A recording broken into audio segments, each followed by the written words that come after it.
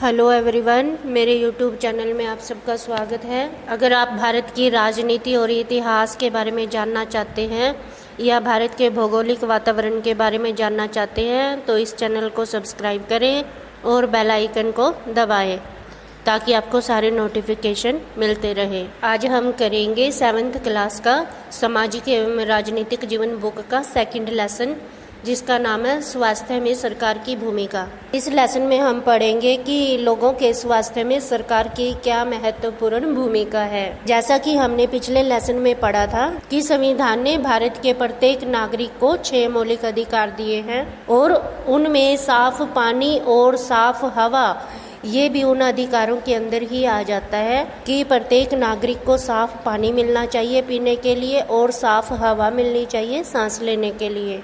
और ये पानी और हवा ये भी अधिकारों का हिस्सा है। इसके अलावा हमने स्वच्छता में ये भी पढ़ा था कि स्वच्छता भी अधिकारों का हिस्सा है, क्योंकि स्वच्छता का सीधा संबंध मनुष्य के स्वास्थ्य से होता है, स्वास्थ्य यानी सेहत से।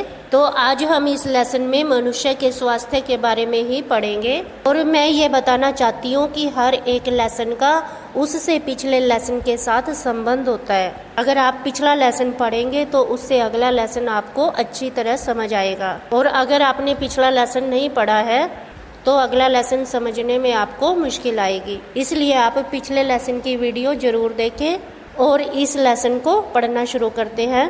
जैसे अभी मैंने कहा था कि स्वच्छता का स्वास्थ्य से संबंध है, यानी हम जिस मोहल्ले में रह रहे हैं वहाँ पर अगर साफ सफाई नहीं है तो इसका सीधा संबंध हमारे स्वास्थ्य पर पड़ता है कि हम गंदगी के कारण बीमार रहते हैं। और जैसा कि पिछले लेसन में पढ़ा था हमने कि जो हैजा, पेचिस या हेपेटाइटिस जैसी बीमारियां होती हैं ये गंदगी के कारण फैलती हैं और इनसे हजारों लोग, लाखों लोग हर साल मर जाते हैं। और इनका ज्यादा असर छोटे बच्चों पर पड़ता है, उनके स्वास्थ्य पर पड़ता है। और हमने ये भी पढ़ा था कि सफाई का प्रबंध करना सरकार की जिम्मेवारी है। जैसे कि हमने 6ठी क्लास में पढ़ा था स्थानीय सरकार के बारे में, तो उसमें ये पढ़ा था कि स्थानीय जो विकास होता है वो स्थानीय सरकार के अंडर आता है। यानी कि आप जिस गांव में रह रहे हैं या जिस शहर में रह रहे हैं उस शहर की सफाई का प्रबंध करना नगर पालिका की जिम्मेवारी होती है, और ये नगर पालिका भी सरकार का ही एक हिस्सा है। इस तरह हम देखते हैं कि जो साफ सफाई है उसका सीधा असर स्वास्थ्य के ऊपर पड़ता है और साफ सफाई करना सरकार की जिम्मेवारी है। आमतौर पर लोग ये समझते हैं कि स्वास्थ्य का मतलब लोगों को किसी बीमारी से युक्त नहीं होना चाहिए, यानी कि लोगों को बीमारियों से बचकर रहना चाहिए। लेकिन स्वास्थ्य का जो अर्थ है वो इतना ही नहीं है, इसके अलावा स्वच्छ वातावरण, स्वच्छ रहन सहन, इनका भी स्वास्थ्य से सीधा संबंध होता है। कि अगर हमारा मोहल्ला साफ सुथरा नहीं है या हमारा वातावरण साफ सुथरा नहीं है तो हम ज्यादा दिनों तक स्वस्थ नहीं रह सकते, हम भविष्य में बीमार पड़ सकते हैं। और इस वातावरण की साफ सफाई करना या मोहल्ले की साफ सफाई करने की जिम्मेवारी सीधी नगर पालिका की होती है। इसके अलावा यदि किसी स्थान के लोग डरे सहमे से रहते हैं और उन्हें किसी चीज का तनाव रहता है, टेंशन रहता है, तो वह भी स्वास्थ्य के अंदर नहीं आता है। आगे हम पढ़ते हैं भारत में स्वास्थ्य सेवाएं, कि भारत के अंदर स्वास्थ्य के बारे में क्या कुछ किया गया है, इसकी कितनी सेवाएं उपलब्ध कराई गई हैं सरकार के द्वारा। इसमें तालिका बनाई गई है। एक तरफ तो कहा गया है कि संसार में सबसे ज्यादा जो मेडिकल कॉलेज है या चिकित्सा महाविद्यालय है वो सबसे ज्यादा भारत में है, और लगभग 15,000 नए डॉक्टर हर साल नियुक्त किए जाते हैं सरकार के द्वारा। और दूसरी तरफ ये कहा गया कि भारत के अधिकांश डॉक्टर शहरी क्षेत्रों में रहते हैं, गांव में बहुत कम डॉक्टर पाए जाते हैं, और यदि गांव के लोगों को इलाज कराना होता है तो उन्हें शहर की तरफ आना पड़ता है। और अगर गांव में कोई डॉक्टर होता है तो गांव के लोगों की जनसंख्या ज्यादा होती है और डॉक्टर बहुत कम पाए जाते हैं। दूसरी तरफ ये कहा गया कि पिछले वर्षों में स्वास्थ्य सेवाओं में काफी बढ़ोतरी हुई है। 1950 में भारत में केवल 2,717 अस्पताल थे, 1991 में 11,174 अस्पताल थे और 2000 में ये संख्या बढ़कर 18,218 हो गई। इसी के सामने दूसरी तरफ लिखा कि भारत में करीब 5 लाख लोग हर वर्ष टीबी बीमारी के कारण मर जाते हैं। भारत आजाद होने के बाद भी इस संख्या में ज्यादा परिवर्तन नहीं आया है। हर साल लगभग 20 लाख लोग मलेरिया पेशेंट आते हैं और ये संख्या भी कम होने का नाम नहीं ले रही है। तीसरी विशेषता ये बताई गई है कि हर साल बहुत बड़ी संख्या में विदेशों से मरीज भारत में इलाज कराने के लिए आते हैं और भारत में जो अच्छे अस्पताल समझे जाते हैं वो उन अस्पतालों में आते हैं। और इसके सामने ये दिखाया गया है कि जो पीने का स्वच्छ जल है वो भी उपलब्ध नहीं हो रहा। संचारणीय बीमारियां यानी कि जो छुआछूत से लगने वाली बीमारियां हैं, गंदे पानी के कारण एक दूसरे को लगती हैं। इन बीमारियों में से 21% बीमारियां ऐसी होती हैं जो गंदे जल के कारण लगती हैं, जैसे हैजा पेट या हेपेटाइटिस। पेट के कीड़े आदि भी गंदे पानी के कारण ही होते हैं। चौथी विशेषता है, ये बताया गया कि भारत चौथा स्थान है। भारत में सबसे ज्यादा दवाइयां बनती हैं और इसका इस बात में चौथा स्थान है और यह भारी मात्रा में दूसरे देशों को भी अपनी दवाइयां भेजता है। सामने ये लिखा है कि भारत के जो बच्चे हैं उनको आधे से ज्यादा बच्चों को खाने का भोजन नहीं मिलता और जिनको मिलता है वो मतलब पूरा सेहतमंद नहीं होता है। तो इस तरह हम देखते हैं कि एक तरफ भारत की विशेषताएं बताई गई हैं स्वास्थ्य के बारे में और दूसरी तरफ उसकी कमियां भी बताई गई हैं। ये साफ पता चल जाता है कि अगर देश के लोगों को स्वस्थ रखना है तो सरकार को स्वास्थ्य सेवाएं बढ़ानी पड़ेंगी और स्वास्थ्य केंद्र भी बढ़ाने पड़ेंगे। अस्पतालों की संख्या ज्यादा करनी पड़ेगी। लगभग हर स्थान पर अस्पताल बनाना जरूरी हो जाता है ताकि वहाँ के लोग आसानी से इलाज करा सकें। कई बार ज्यादा दूर जाना पड़ता है तो रास्ते में ही मरीज की मृत्यु हो जाती है। इसके अलावा सरकार को चाहिए कि जो प्रयोगशालाएं होती हैं जहाँ पर टेस्ट किए जाते हैं उनकी संख्या भी बढ़ाई जाए और उनमें मुफ्त में टेस्ट किया जाए। इसके अलावा एम्बुलेंस की सुविधा भी दी जानी चाहिए और ब्लड बैंक आदि भी होने चाहिए ताकि जरूरतमंद व्यक्ति को समय पर ब्लड मिल सके। इसके अलावा सरकार को ज्यादा से ज्यादा डॉक्टरों को नियुक्त करना चाहिए और नर्सों को नियुक्त करना चाहिए ताकि डॉक्टरों की कमी के कारण किसी मरीज की मृत्यु ना हो, उसे समय पर इलाज मिल सके। इसके अलावा सरकार को मुफ्त दवाइयों का भी प्रबंध करना चाहिए ताकि गरीब से गरीब व्यक्ति भी अपना इलाज करवा सके। आगे हाकिम शेख की कहानी बताई गई है। हाकिम शेख पश्चिमी बंग खेत मजदूर समिति का एक सदस्य है। 1992 में वह चलती ट्रेन से गिर गया था और उसके सिर के अंदर बहुत गहरी चोट लग गई थी और उसे तुरंत इलाज की जरूरत थी। उसे जल्दी से कोलकाता के एक सरकारी अस्पताल में ले जाया गया, लेकिन वहाँ के डॉक्टरों ने उसे भर्ती करने से मना कर दिया और कहा कि यहाँ कोई बिस्तर खाली नहीं है। दूसरे अस्पताल में गए तो उसके लिए इलाज के डॉक्टर नहीं मिले और ना ही सुविधाएं मिली। इस तरह उसे उस अस्पताल से भी बाहर आना पड़ा और उसने एक के बाद एक 14 घंटे के अंदर 8 अस्पतालों में चक्कर लगाया, लेकिन उसको इलाज नहीं मिला। किसी ने भी उसको भर्ती नहीं किया और सबके बाद उसे एक प्राइवेट हॉस्पिटल में भर्ती कराया गया और प्राइवेट हॉस्पिटल में उन्हें बहुत पैसा खर्च करना पड़ा इलाज के लिए। ठीक हो जाने के बाद जिन अस्पतालों ने उसे भर्ती करने से मना कर दिया था उनके खिलाफ हाकिम शेख ने मुकदमा दायर कर दिया। इस कहानी से ये पता चल जाता है कि गरीब व्यक्ति को कितने धक्के खाने पड़ते हैं इलाज कराने के लिए। प्राइवेट अस्पतालों में इलाज कराना उसके बस की बात नहीं होती है। आगे ये चित्रों के माध्यम से एक कहानी बताई गई है। इस कहानी को पढ़ेंगे तो इसमें आपको पता चलेगा कि 2 बच्चे हैं, एक गरीब बच्चा है और एक अमीर बच्चा है। तो जो अमीर बच्चा है वह प्राइवेट अस्पताल में इलाज कराने के लिए जाता है और जो गरीब बच्चा है वह सरकारी अस्पताल में इलाज कराने के लिए जाता है। दोनों बच्चों को मलेरिया होता है। तो जो सरकारी अस्पताल में इलाज कराने के लिए जाता है सबसे पहले उसे पर्ची बनवाने के लिए ओपीडी की लाइन में लगना पड़ता है और ये लाइन बहुत लंबी होती है, उसे काफी समय तक खड़े रहना पड़ता है। पर्ची बनवाकर वह जब डॉक्टर के पास जाता है तो डॉक्टर उसे कुछ टेस्ट कराने के लिए कहता है और जब वह टेस्ट कराने जाता है हॉस्पिटल के अंदर तो उसे वहाँ पर भी बहुत लंबी लाइन में खड़ा होना पड़ता है।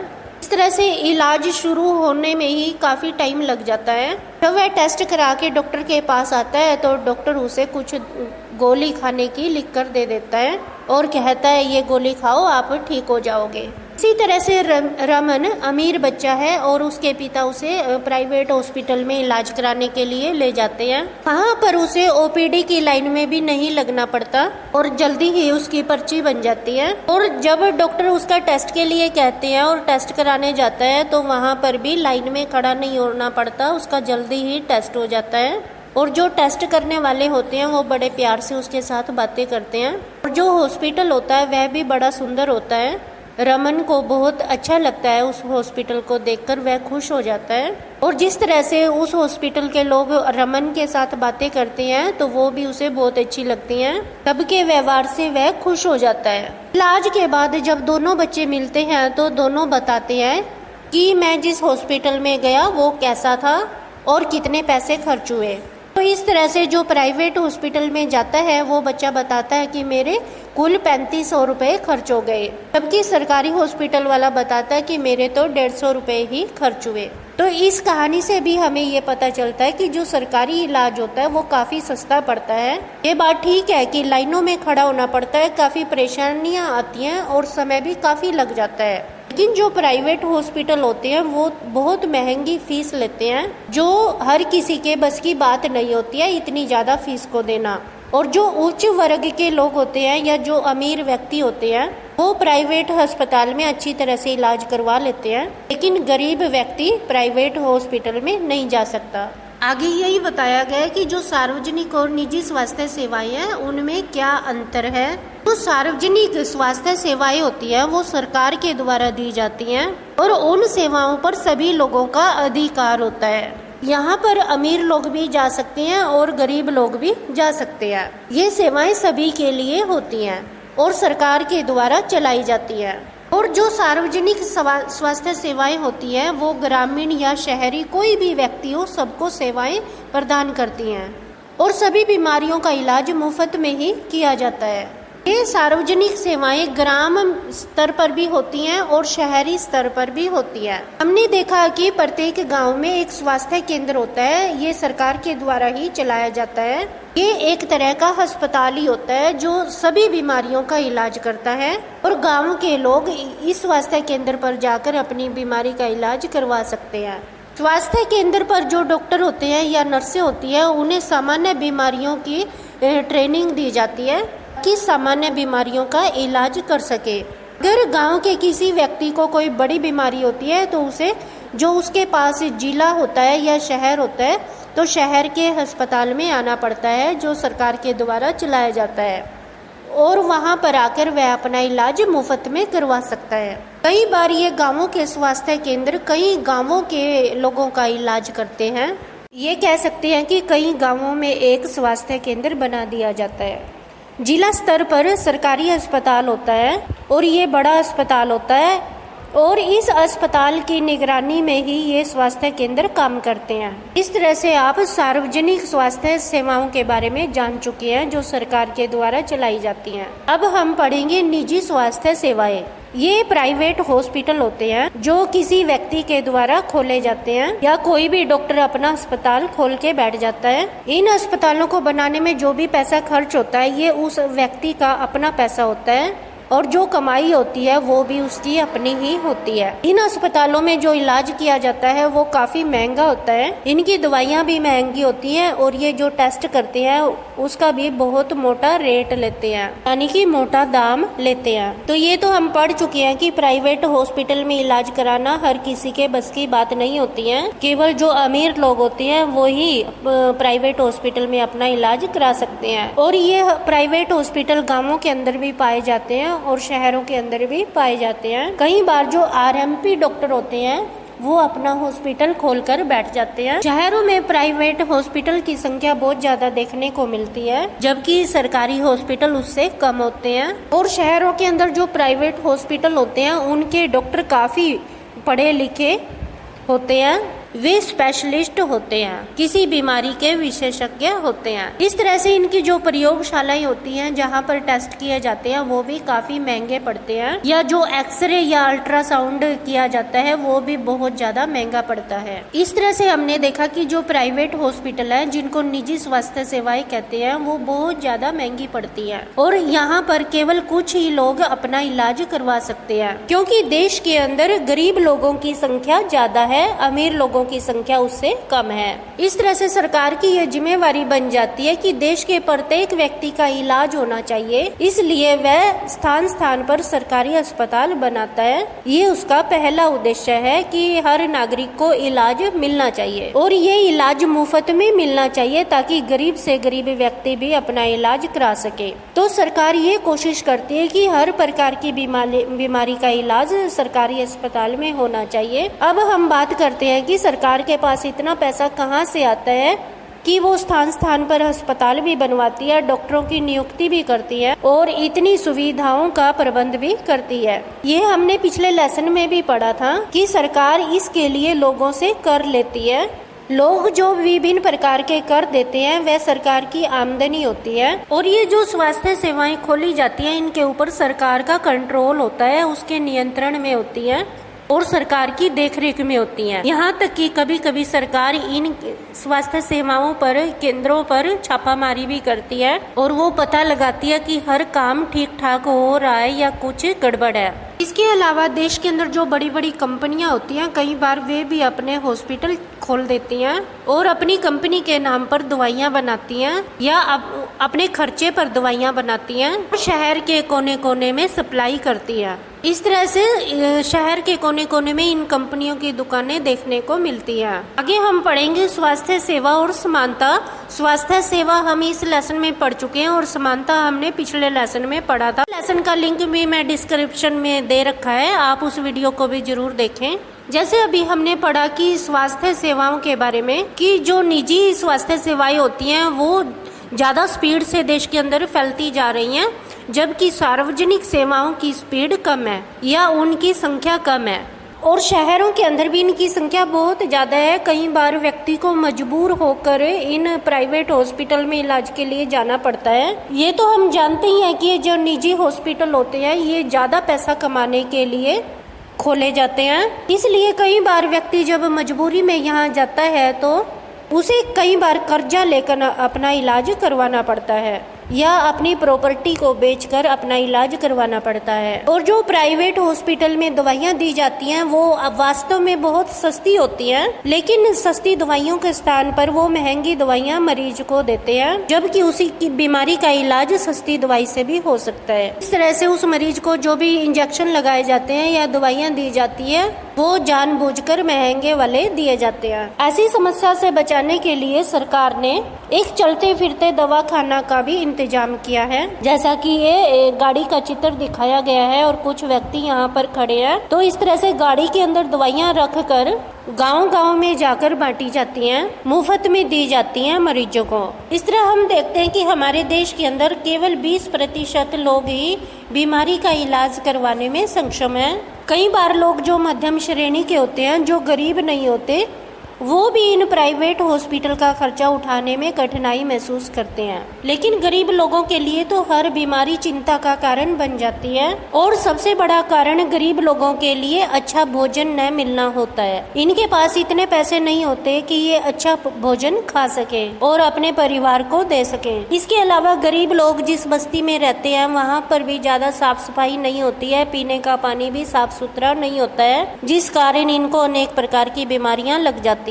दूसरी तरफ हम बात करते हैं महिलाओं की कि ज्यादा दूर डॉक्टर होने के कारण या जैसे शहर में जाने में ज्यादा समय लग जाता है और इन महिलाओं को समय पर उचित इलाज नहीं मिल पाता, जिसके कारण कई बार इनकी मृत्यु भी हो जाती है। और जो दूर दूर आदिवासी समुदाय पाए जाते हैं, समुदायों के बारे में हम पहले भी पढ़ चुके हैं, वहाँ पर भी ज्यादातर सार्वजनिक सेवाएं उपलब्ध नहीं है, सरकारी अस्पतालों की संख्या कम है या स्वास्थ्य सेवाएं पहुँचाने में काफी समय लग जाता है और उनको भी समय पर इलाज नहीं मिल पाता। इस पाठ को पढ़कर हमें पता चलता है कि सरकार की ही जिम्मेवारी बनती है देश के प्रत्येक व्यक्ति को स्वास्थ्य सेवाएं उपलब्ध करवाना, ताकि वह गरीब से गरीब व्यक्ति का इलाज कर सके। और देश की हर बस्ती में साफ सुथरा पानी का इंतजाम किया जाए और हर स्थान की सफाई का प्रबंध किया जाए। ये कार्य सरकार ही अच्छे ढंग से कर सकती है। इनके लिए विशेष कानून बनाएं और उनको लागू किया जाए। आगे हम पढ़ेंगे केरल का अनुभव। 1996 में केरल सरकार ने केरल राज्य में महत्वपूर्ण बदलाव किया। सरकार ने ये कानून बना लिया कि 40% वो पंचायतों को देंगे, ग्राम पंचायतों को देंगे, और पंचायतें इस पैसे को योजनाबद्ध तरीके से खर्च करेंगे। यानी कि इस पैसे से पीने के पानी का प्रबंध करेंगे और साफ सफाई का प्रबंध करेंगे, बच्चों के लिए शिक्षा का प्रबंध करेंगे, औरतों के लिए स्वास्थ्य सेवाएं उपलब्ध कराएंगे, सभी व्यक्तियों के लिए स्वास्थ्य सेवाएं उपलब्ध करवाएंगे, और जहाँ पर जल के स्रोत नहीं है वहाँ पर जल पहुंचाया जाएगा। स्कूलों और आंगनवाड़ियों पर भी निगरानी रखी जाएगी। स्वास्थ्य केंद्रों में सुधार किया जाएगा और जिन समस्याओं का सामना लोगों को करना पड़ता है उन समस्याओं का समाधान करना पड़ेगा। इन सभी योजनाओं को केरल की सरकार ने लागू किया और इन समस्याओं को दूर किया। आगे हम पढ़ते हैं कोस्टारिका का तरीका। कोस्टारिका दक्षिण अमेरिका का सबसे स्वस्थ देश माना जाता है। इसका मुख्य कारण उसके संविधान में ही लिखा हुआ है। कई वर्षों पहले ही कोस्टारिका की संसद ने ये फैसला ले लिया था कि वे अपने देश में सेना नहीं रखेंगे और जो सेना के ऊपर पैसा खर्च किया जाता है उस पैसे को सेना की बजाय लोगों के स्वास्थ्य पर खर्च करेंगे। इस पैसे से वो लोगों का स्वास्थ्य अच्छा बनाएंगे। वो ये मानते थे कि लोगों का स्वस्थ होना सबसे जरूरी है। अगर लोग स्वस्थ होंगे तो देश स्वस्थ होगा और वो सभी मुसीबतों का सामना आसानी से कर सकेंगे। इसलिए उन्होंने लोगों को मूलभूत आवश्यकताएं दी, मूलभूत सेवाएं दी और सुविधाएं दी, जैसे पीने का पानी, सफाई, अच्छा भोजन और रहने के लिए घर, और स्कूलों में स्वास्थ्य की शिक्षा दी जाने लगी। स्थान स्थान पर लोगों को स्वास्थ्य संबंधी जानकारी दी गई। यहीं पर हमारा ये लेसन पूरा हो जाता है। अगर आपको लेसन समझ आ जाए तो वीडियो को लाइक करें, और अगर आपने कभी पहले इस चैनल को सब्सक्राइब नहीं किया है तो कर ले और बेल आइकन को दबाएं ताकि आपको सारे नोटिफिकेशन मिलते रहे। इस वीडियो के डिस्क्रिप्शन में मैंने पिछले लेसन का लिंक भी दे दिया है, आप उस लेसन को भी जरूर पढ़ें। All the best.